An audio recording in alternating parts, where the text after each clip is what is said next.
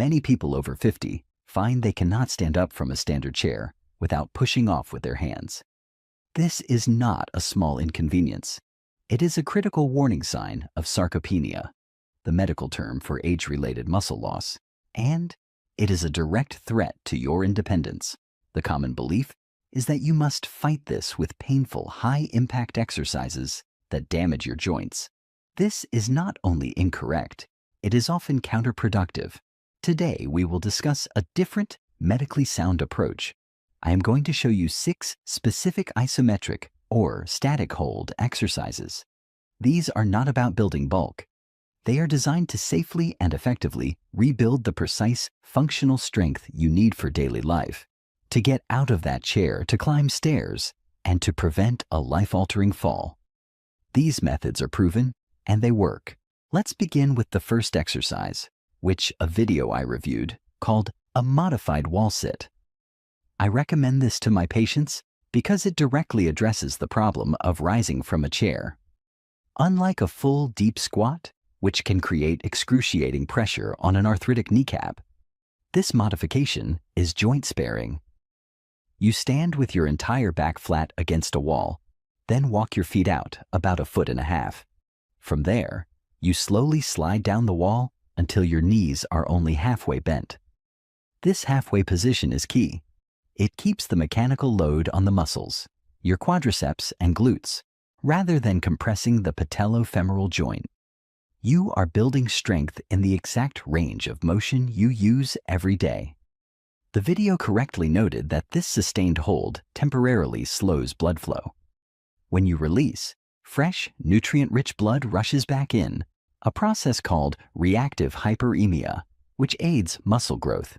What's more, you are training your type 1 or slow-twitch muscle fibers.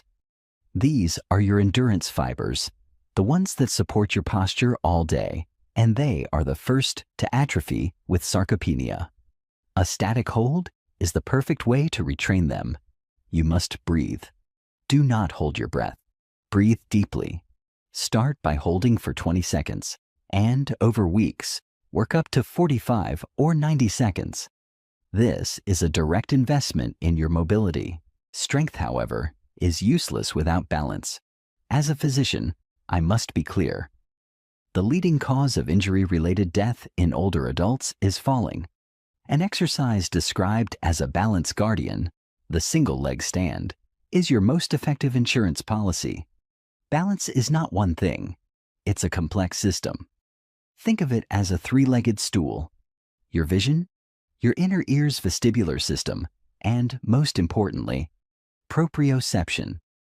Proprioception is your body's unconscious sense of where it is in space, based on signals from nerves in your joints. As we age, these signals slow down. This exercise retrains them. Stand near a wall for safety.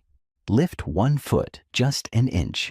The original video correctly instructed to keep a microbend in the standing knee. This is critical. A locked knee is stable because of static ligaments. A slightly bent knee forces hundreds of tiny muscles in your foot, ankle, and hip to fire constantly to keep you upright. You will wobble. That wobble is not failure. That wobble is your nervous system learning. It is your brain and muscles strengthening their communication, making your reflexes faster. This is the skill that saves you when you step on an uneven sidewalk. Fix your gaze on a point on the wall. This anchors your visual system and makes it easier. Start with 15 seconds. When you can hold for 30 seconds, you have measurably reduced your fall risk. Now that we've addressed the strength to stand up and the balance to stay standing, we must address the engine of your body's movement, the posterior chain. A very common complaint I hear from my older patients is chronic, nagging lower back pain. Many assume it's an inevitable part of aging. More often, it is a direct symptom of what a video I saw aptly called dead butt syndrome. Medically, we call this a gluteal amnesia. It is a direct result of a sedentary lifestyle. When you sit for hours, your glutes, the largest and most powerful muscles in your body, effectively forget how to activate. but you still need to stand up and walk. So your body compensates. It recruits muscles that were never meant to do that job, primarily your hamstrings and your lower back muscles, the lumbar erectors. This overuse is what causes that chronic ache and stiffness.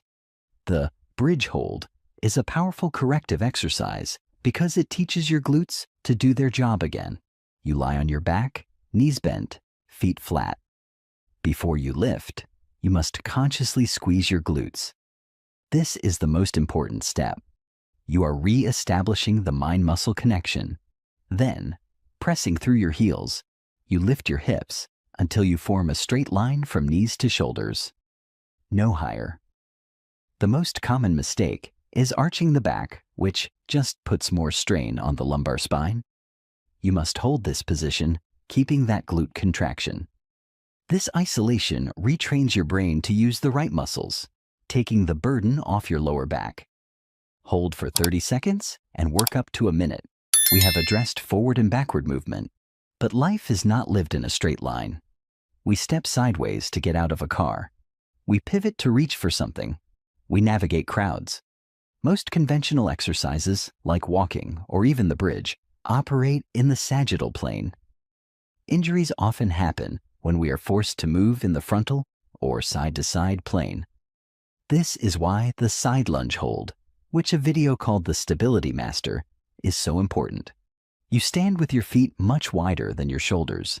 You shift your weight to one side, bending that knee, while keeping the other leg completely straight. Only go as low as is comfortable. Keep your chest up. You will feel this in the side of your hip. That is the gluteus medius, a critical pelvic stabilizer. When you walk, every time you lift your right foot, your left gluteus medius must contract to keep your pelvis level. If it is weak, your hip drops, creating an unstable, waddling gait known as a Trendelenburg gait. This not only increases fall risk, it puts shearing forces on your knees. This static hold builds the specific endurance in that stabilizer muscle, fixing the imbalances the original video mentioned and making every step you take safer and more efficient. Hold for 30 seconds on each side.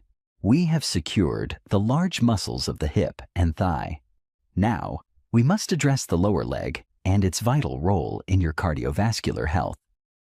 Many of my patients, especially those with circulatory issues, complain of swollen ankles, heavy or achy legs, particularly at the end of the day. A simple heel raise hold can provide significant relief. A video I saw called this the calf pump, which is a perfect medical description. Your calf muscles, primarily the gastrocnemius and soleus, act as your second heart. Deep within your legs are veins surrounded by these muscles. When the muscles contract, they squeeze the veins, pushing deoxygenated blood back up to your heart against gravity. This is the venous pump. As we become more sedentary, this pump becomes inefficient. Blood pools in the lower extremities, leading to edema, swelling, and that heavy, achy feeling. By simply standing near a wall for balance, rising as high as you can onto the balls of your feet, and holding that position, you are creating a sustained isometric contraction that activates this pump. You are manually assisting your circulation. This is powerful. But there is a critical safety warning. You must breathe. Many people instinctively hold their breath during a hard hold. This is the Valsalva maneuver, and it can cause a rapid, dangerous spike in your blood pressure. If you have hypertension, this is a serious risk. Breathe normally and steadily. Hold for 30 seconds and work up to 60. Finally, we must connect everything. You cannot have stable limbs without a stable center. This is where the dead bug hold comes in. The name is strange, but it is one of the safest and most effective exercises for building true core stability. Its genius is that it teaches your body to disassociate, to move your limbs while keeping your torso rigid. This is coordination. You lie on your back, knees bent at 90 degrees, arms pointing to the ceiling. The most important step is to press your lower back firmly into the floor. There must B. No gap. This engages your transverse abdominis, your deep internal corset muscle. Now, as the video described, you slowly reach your right arm back over your head while simultaneously straightening your left leg until it hovers above the floor. You do this without letting your back arch. The moment it arches, you have lost your core. You must hold this position. This is proximal stability for distal mobility. It trains your core to brace, which is exactly what you need to do when you reach for something on a high shelf or catch yourself from a stumble. So you have these 6 exercises. The recommendation I saw was to perform them 3 times per week on non-consecutive days, such as Monday, Wednesday, and Friday. This is medically sound. Your muscles do not get stronger during the exercise. They adapt and grow during the rest day. This recovery period is essential. The original video also wisely suggested starting with just 3 exercises, like the wall sit, bridge hold, and calf raises. Master them. Perfect form is your first priority. Consistency will always be more effective than intensity. This is not about vanity.